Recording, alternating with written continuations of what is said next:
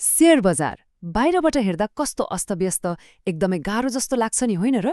तर आज हामी यो भ्रमलाई चिर्दैछौँ। यो कुनै जादु वा रकेट साइन्स होइन। स्रोत सामग्रीहरू केलाएर हेर्दा यो त एउटा एकदमै सुव्यवस्थित प्रणाली हो। आजको यस सामग्रीमा हामी यही शेयर बजारको भित्री कथा अर्थात् यसको आधारभूत प्रणालीलाई एकदमै सरल तरिकाले बुझ्ने कोसिस गर्दैछौँ। सुरु गरौँ है त। बजारमा पैसा हाल्नु अघि मनमा आउने सबैभन्दा पहिलो र ठूलो प्रश्न भनेको आखिर यो शेयर बजारमा हुन्छन् चाहिँ को त? खास गरी नयाँ लगानीकर्ताहरूको लागि आफ्नो मेहनतको कमाई जोखिममा पार्नु अघि यो बजार कसले चलाउँछ र मुख्य खेलाडीहरू को हुन् भनेर बुझ्नु एकदमै जरुरी हुन्छ। यो नबुझिकन हाम फाल्नु भनेको त पौडी खेल्न नजानी समुद्रमा कुद्नु जस्तै हो। ठिक छ, अब आजको हाम्रो यात्रा कसरी अगाडि बढ्छ सरसर्ती हेरौँ। हामी मुख्य सहभागीहरू को हुन् भनेर चिन्नेछौँ, व्यक्तिगत र संस्थागत लगानीकर्ताको भिन्नता हेर्नेछौँ, सही दलाल कसरी छान्ने भनेर बुझ्नेछौँ, अनि नेप्से र सेबोनको काम के हो र अन्त्यमा एउटा शेयर कसरी किनबेच हुन्छ भन्ने पूरै प्रक्रिया हेर्नेछौँ। पहिलो कुरा गरौँ यो पूरै प्रणाली बनाउने मुख्य सहभागीहरूको बारेमा। शेयर बजारलाई एउटा जीवित इकोसिस्टम जस्तै मान्न सकिन्छ। जसरी प्रकृतिको इकोसिस्टममा एउटा जीव अर्कोमा निर्भर हुन्छ, यहाँ पनि हरेक सहभागी एकअर्का बिना चल्नै सक्दैनन्। सबैको आफ्नो भूमिका छ। यहाँ याद गर्नुपर्ने एउटा जादुई नम्बर छ, 5 हो। जम्मा 5वटा मुख्य स्तम्भहरूले यो पुरै वित्तीय इकोसिस्टमलाई धानेर राखेका छन्।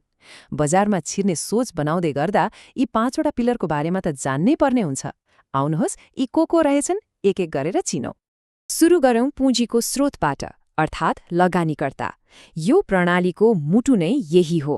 लगानीकर्ताहरूले नै बजारमा पैसा अर्थात् पुँजी लिएर आउँछन्। उनीहरू नभए त शेयर किन्ने र बेच्ने कुरै भएन, बजार पुरै सुक्छ नि। अब लगानीकर्ता पनि मुख्यतया दुई थरीका हुन्छन्। एकातिर हामी जस्ता व्यक्तिगत लगानीकर्ता हुन्छन् जसले आफ्नो खल्तीको बचतबाट अलिअलि गरेर शेयर किन्छन्। तर अर्कोतिर हुन्छन् संस्थागत लगानीकर्ता। यी भनेका ब्याङ्क, ठूला बीमा कम्पनी वा म्युचुअल फन्डहरू हुन्। साधारण मान्छेको तुलनामा यिनीहरूसँग अथाह पैसा हुन्छ, करोडौं अर्बौंको पुँजी हुन्छ। यी दुवै थरी मिलेर नै बजारलाई सधैँ चलायमान बनाइराख्छन्। अब लागौं तेस्रो खण्डतिर, दलाल अर्थात् ब्रोकरहरू। धेरैलाई के लाग्छ भने पैसा भयो भने सरासर बजारमा गएर शेयर किन्न पाइन्छ। तर त्यस्तो हुँदैन। बजारमा छिर्नको लागि यी दलालहरू अनिवार्य ढोके अर्थात् गेटकिपरको रूपमा बसेका हुन्छन्। यिनीहरूलाई पार नगरी शेयर किन्न वा बेच्न सम्भव नै छैन। अहिले हाम्रो देशको कुरा गर्ने हो भने 50 भन्दा बढी यस्ता दर्ता भएका ब्रोकरहरू छन् जो कोही नयाँ लगानीकर्ताले सुरुमा यीमध्ये कुनै एउटा ब्रोकरकोमा गएर खाता खोल्नै पर्छ। उनीहरूले नै हाम्रो अर्डरलाई मुख्य बजारसम्म पुर्याइदिने हुन्। त्यसो भए यति धेरै मध्ये कुन चाहिँ ब्रोकर छान्ने त? स्रोतले स्पष्ट पारे अनुसार दुईवटा कुरामा कहिल्यै सम्झौता गर्नु हुँदैन। पहिलो, त्यो ब्रोकर नियामक निकाय सेबोनबाट पूर्ण रूपमा मान्यता प्राप्त र दर्ता भएको हुनैपर्छ। र दोस्रो कुरा, उनीहरूको अनलाइन प्रणाली जसलाई टिएमएस भनिन्छ त्यो एकदम राम्रो हुनुपर्छ र ग्राहक सेवा उत्कृष्ट हुनुपर्छ। अनलाइनमा समस्या आउँदा फोनै नउठाउने ब्रोकर पर्यो भने त तनाव हुन्छ नि भइन र? त्यसैले यी दुई कुरा अनिवार्य हुन्। अब पालो आयो बजार र त्यसलाई कन्ट्रोल गर्ने निकायको अर्थात् नेप्से र सेबोन। सुन्दा उस्तै लागे पनि यिनीहरूको काम एकदमै फरक छ है। एउटाले खेल्ने मैदान दिन्छ भने अर्कोले त्यहाँ रेफ्रीको काम गर्छ। यो तुलना हेर्दा कुरा एकदमै छर्लङ्ग हुन्छ। एकातिर नेप्से छ जसले कम्पनीहरूलाई सूचीकृत गर्छ, शेयर किनबेच गर्ने प्लेटफर्म दिन्छ र शेयरको भाव कति पुग्यो भनेर देखाउँछ। तर अर्कोतिर सेबोन छ जसले कारोबार गराउँदैन। यसले त ब्रोकरलाई लाइसेन्स दिने, बजारको नियम बनाउने, लगानीकर्ताको पैसा नडुबोस् भनेर सुरक्षा गर्ने र ठगी हुन नदिने काम गर्छ। यसलाई अझै सजिलो गरी बुझ्ने हो भने सेबोन भनेको शेयर बजारको ट्राफिक पुलिस जस्तै हो। जसरी बाटोमा गाडीहरू नियम मिचेर नकुदुन्, एक्सिडेन्ट नहोस् भनेर ट्राफिक पुलिस चिठी फुक्दै बसेको हुन्छ नि, ठिक त्यसै गरी बजारमा कसैले कसैलाई नठगोस् भनेर सेबोनले कडा निगरानी गरिरहेको हुन्छ। अब आउँछन् हाम्रो प्रणालीको अन्तिम सहभागी, सूचीकृत कम्पनीहरू। अहिले नेप्सेमा 200 भन्दा बढी यस्ता कम्पनीहरू दर्ता छन्। जलविद्युत, ब्याङ्क, फाइनान्स वा उत्पादनमूलक कम्पनीहरू यही नै हुन् जहाँ हाम्रो पैसा अन्त्यमा गएर लगानी हुन्छ। यिनीहरूकै शेयर हो हामीले बजारमा वैधानिक रूपमा किनबेच गर्ने। ल, हामीले 5वटै मुख्य सहभागीहरूलाई चिन्यौं। अब यो सब कुरा व्यवहारमा कसरी लागू हुन्छ त?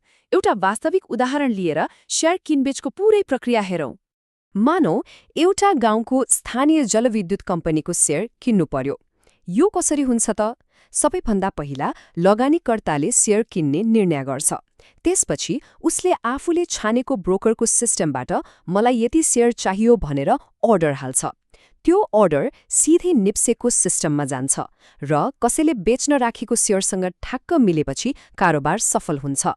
र याद राखौं, यो सबै भइरहँदा माथिबाट सेबोनले सबै कुरा नियमअनुसार भइरहेको छ कि छैन भनेर हेरिरहेको हुन्छ। हेर्नुस् त, एउटा सानो शेयर किन्ने कामको पछाडि कति धेरै कुरा जोडिएको हुँदो रहेछ।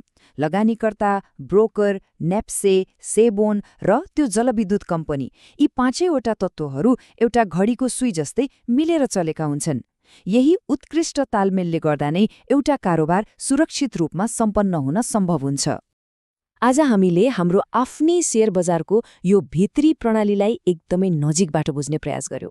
तर यहाँनिर एउटा एकदमै गहिरो प्रश्न उठ्छ नि, हामीले भर्खरै सिकेको यो प्रणाली विश्वका ठूला ठूला शेयर बजारहरूसँग दाज्दा कस्तो देखिन्छ होला? कि अमेरिका वा युरोपका बजारहरू पनि ठ्याक्कै यसरी नै चल्छन् त? यो यस्तो प्रश्न हो जसले हामीलाई अझै धेरै कुरा खोज्न र सिक्न बाध्य बनाउँछ।